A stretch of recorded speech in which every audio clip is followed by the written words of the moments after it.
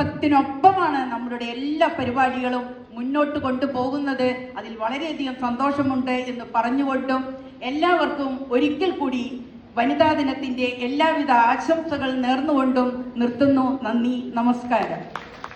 പരിപാടി ഉദ്ഘാടനം ചെയ്യുന്ന വികാരി ജനറൽ അച്ഛൻ ജെയ്സൺ കൊന്നമ്പ്രാക്കളച്ച, global director father Philip Kaviyil, നമ്മുടെ ഡയറക്ടർ ഫാദർ ജിജോ വള്ളുപ്പാറ, വനിതാ ഫോറത്തിൻ്റെ കോർഡിനേറ്റേഴ്സ് ആയിരിക്കുന്ന ലീല ടീച്ചർ, മേരി റെജീന, ഡോക്ടർ മേരി റെജീന, ഇവിടെ സംയുക്ത പാസ്റ്റർ കൗൺസിലായിരുന്നു.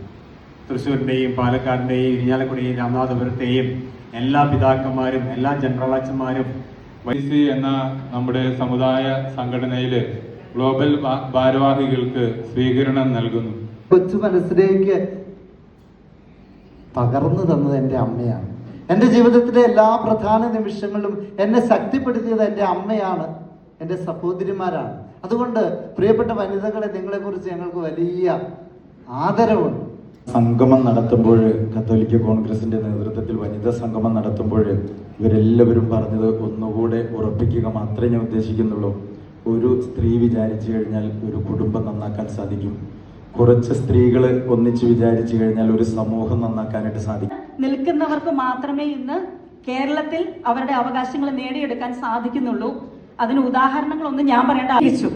2025 ആക്സിലറേറ്റ് ആക്ഷൻ എന്ന് പറയുന്ന ഒരു തീം നമ്മൾ എടുക്കുമ്പോൾ നമ്മൾ ഈ പോയിക്കൊണ്ടിരിക്കുന്ന പേസിൽ നമ്മൾ മുന്നോട്ട് പോയാൽ പറ്റില്ല.